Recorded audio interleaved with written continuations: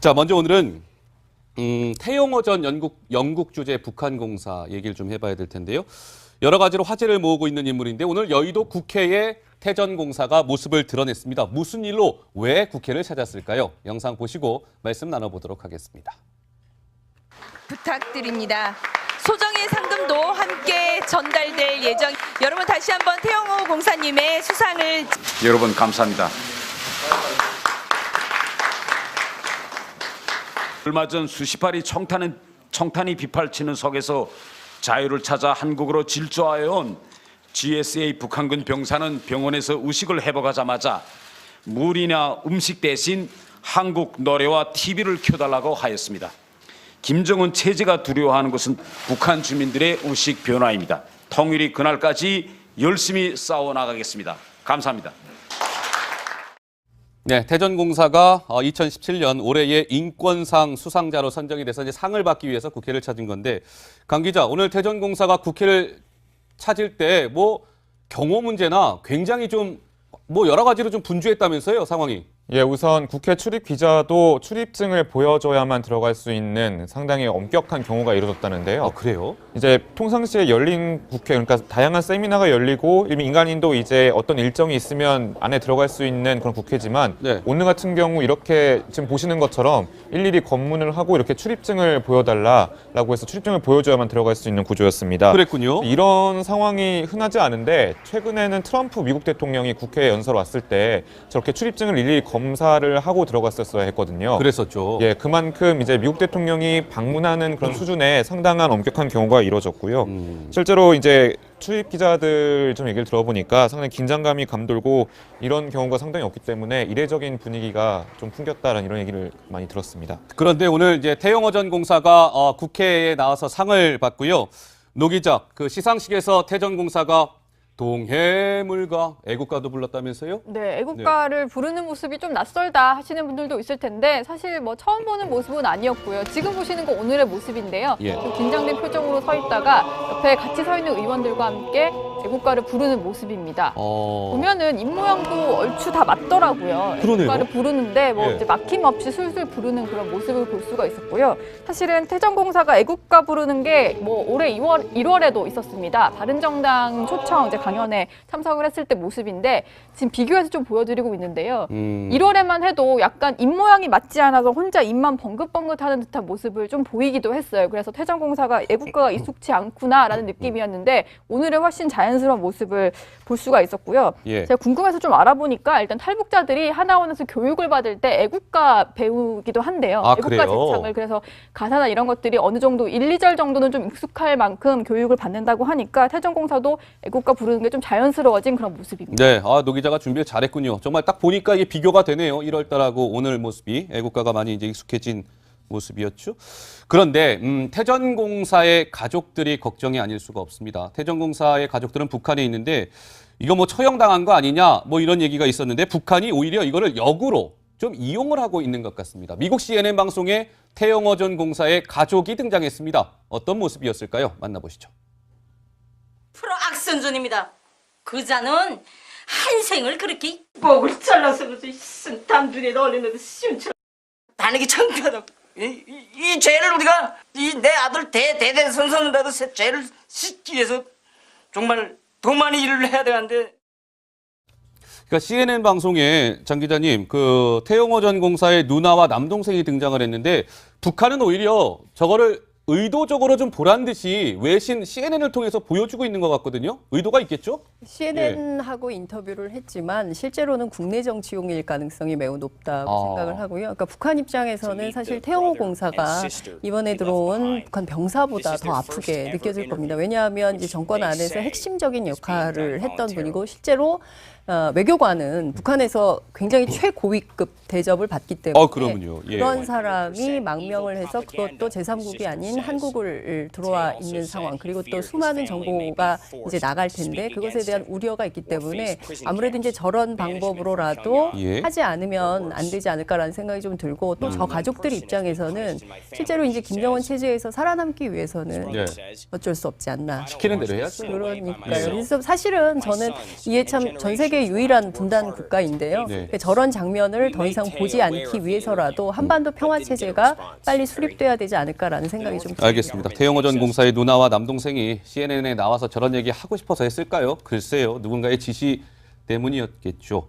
자, 오늘 그 태영호 전 공사가 국회에 나와서 오청성 병사에 대한 이야기를 했습니다. 지난달 13일 날 MDL을 통해서 귀순한 오병사에 대해서 태 전 공사는 이렇게 얘기했습니다. 함께 한번 들어보시죠. 기순 병사가 그 한국으로 오는 그 청탄이 빗발석에서 질주하는 그 짤막한 순간에 그렇게 통일을 열망하는 또 갈망하는 전체 북한 주민들의 마음이 담겨 있다고 저는 생각합니다. 그러니까 이번에 사실 그 기순병사들 문제로 북한의 인권의 참상이 좀 다시 한번 재확인되는 시기인데 그 부분 좀 어떻게 보시나요? 그만하고 그만하겠습니다. 이번 이제 북한 그 인권 병사의 그 참상을 통해서 지금 현재 휴전선 일대에 있는 북한군의 열악한 상황이 이제 좀 만나라하게 이제 드러났다고 생각합니다. 그래서 이제 그걸 보면서 이제 통일을 할 날이 멀지 않았다고 저는 다시금 이제 확신하게 됐습니다. 감사합니다. 예, 마치겠습니다. 네. 장 기자님 어떻습니까? 태전공사가 오병사에 대해서 이야기한 저 말이 굉장히 좀 인상이 깊더라고요. 어떻게 보셨습니까? 글쎄요, 네. 그러니까 저는 어쨌든 이제 그 동병상련의 아픔이 있는 것이겠죠. 두 분이 어쨌든 이제 같이 이 남한 사회에 와서 살고 있게 되는 거고요.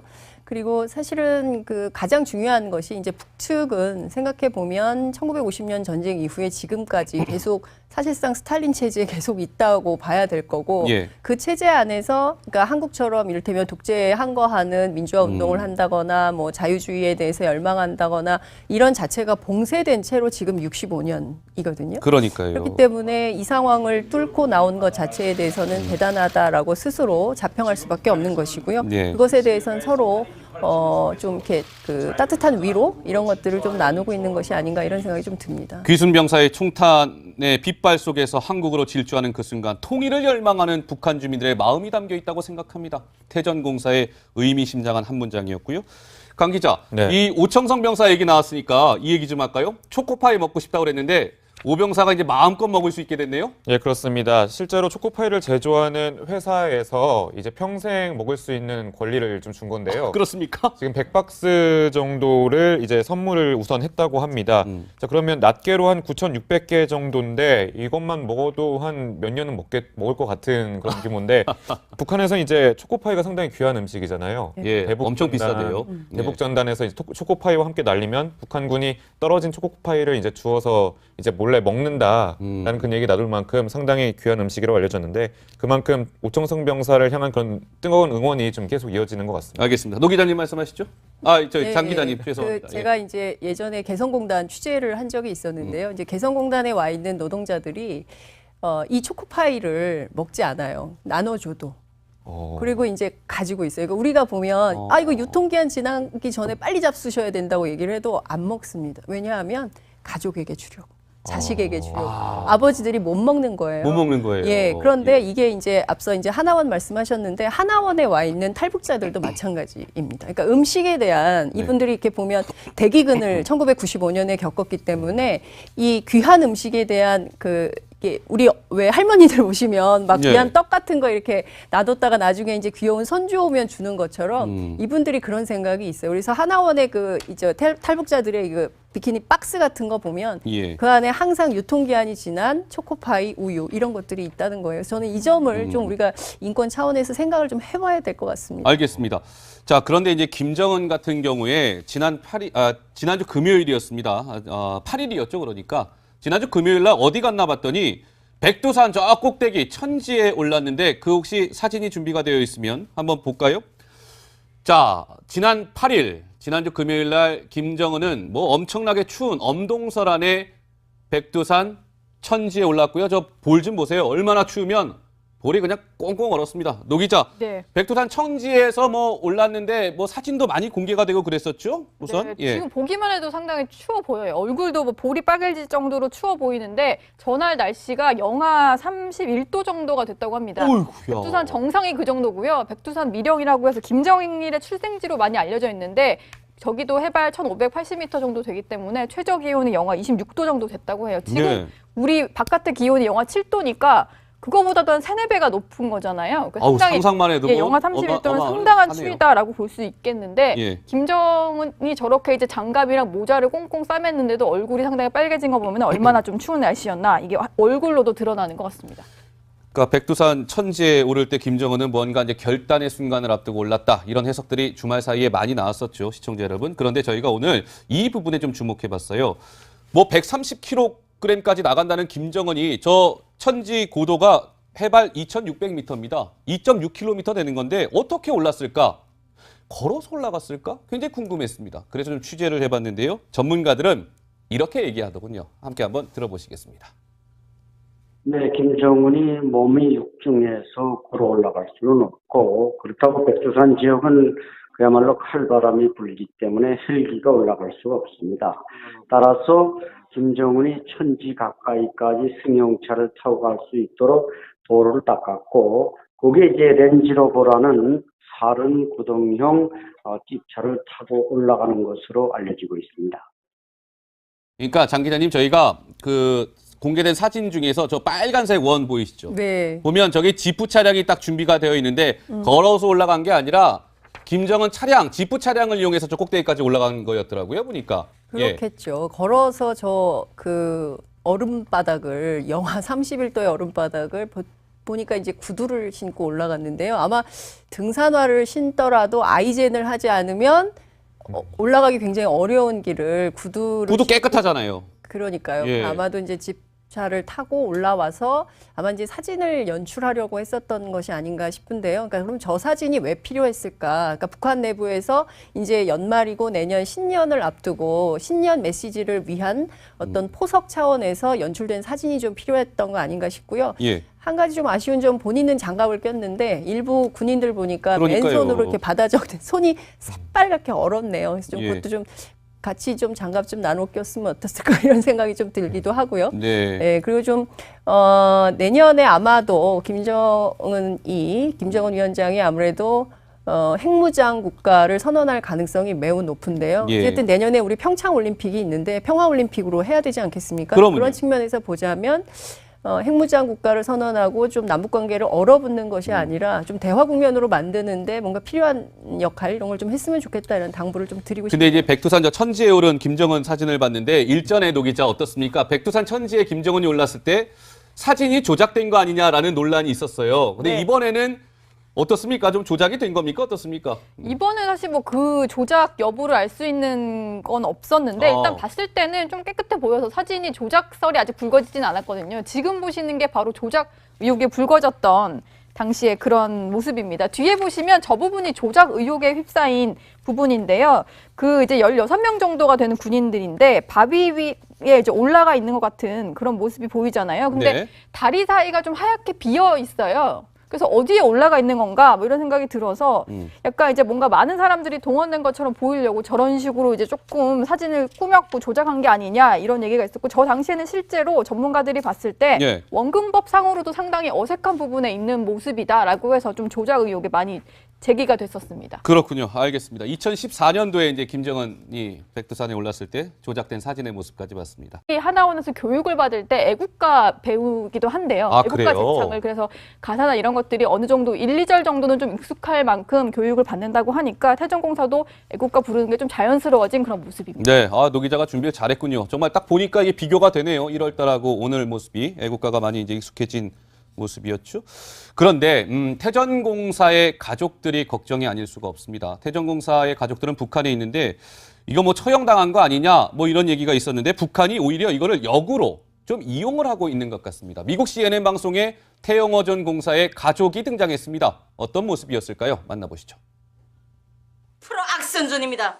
그자는 한 생을 그렇게 목을 잘라서 쓴땀 눈에 넣으려는데 시원처럼 다니기 창피하다고. 이 죄를 우리가 내 아들 대대손손이라도 죄를 씻기 위해서 정말 더 많이 일을 해야 되는데. 그러니까 CNN 2017년 올해의 인권상 수상자로 선정이 돼서 이제 상을 받기 위해서 국회를 찾은 건데 강 기자, 오늘 태전공사가 국회를 찾을 때 뭐 경호 문제나 굉장히 좀 뭐 여러 가지로 좀 분주했다면서요, 상황이? 예, 우선 국회 출입 기자도 출입증을 보여줘야만 들어갈 수 있는 상당히 엄격한 경우가 이루어졌다는데요. 아, 그래요? 이제 평상시에 열린 국회, 그러니까 다양한 세미나가 열리고 민간인도 이제 어떤 일정이 있으면 안에 들어갈 수 있는 그런 국회지만 네. 오늘 같은 경우 이렇게 지금 보시는 것처럼 일일이 검문을 하고 이렇게 출입증을 보여달라라고 해서 출입증을 보여줘야만 들어갈 수 있는 구조였습니다. 그랬군요. 이런 상황이 흔하지 않은데 최근에는 트럼프 미국 대통령이 국회에 연설 왔을 때 저렇게 출입증을 일일이 검사를 하고 들어갔었어야 했거든요. 그랬었죠. 예, 그만큼 이제 미국 대통령이 방문하는 그런 수준의 상당한 엄격한 경우가 이루어졌고요. 실제로 이제 출입 기자들 좀 얘기를 들어보니까 상당히 긴장감이 감돌고 이런 경우가 상당히 없기 때문에 이례적인 분위기. 방송에 장 기자님, 그 태영호 전 공사의 누나와 남동생이 등장을 했는데 북한은 오히려 저거를 의도적으로 좀 보란 듯이 외신 CNN을 통해서 보여주고 있는 것 같거든요. 의도가 있겠죠? CNN하고 인터뷰를 했지만 실제로는 국내 정치용일 가능성이 매우 높다고 생각을 하고요. 그러니까 북한 입장에서는 사실 태영호 공사가 이번에 들어온 북한 병사보다 더 아프게 느껴질 겁니다. 왜냐하면 이제 정권 안에서 핵심적인 역할을 했던 분이고 실제로 외교관은 북한에서 굉장히 최고위급 대접을 받기 때문에 그러면요. 예. 그런 사람이 망명을 해서 그것도 제3국이 아닌 한국을 들어와 있는 상황 그리고 또 수많은 정보가 이제 나갈 텐데 그것에 대한 우려가 있기 때문에 아무래도 이제 저런 방법으로라도 예. 하지 않으면 안 되지 않을까라는 생각이 좀 들고 또 저 가족들 입장에서는 실제로 이제 김정은 체제에서 살아남기 위해서는 예. 어쩔 수 없지 않나. 시키는 대로 해야죠. 그러니까요. 그래서 사실은 자, 먼저 오늘은 태영호 전 영국 주재 북한 공사 얘기를 좀 해봐야 될 텐데요. 여러 가지로 화제를 모으고 있는 인물인데 오늘 여의도 국회에 태 전 공사가 모습을 드러냈습니다. 무슨 일로 왜 국회를 찾았을까요? 영상 보시고 말씀 나눠보도록 하겠습니다. 부탁드립니다. 소정의 상금도 함께 전달될 예정. 여러분 다시 한번 태영호 공사님의 수상을 여러분 감사합니다.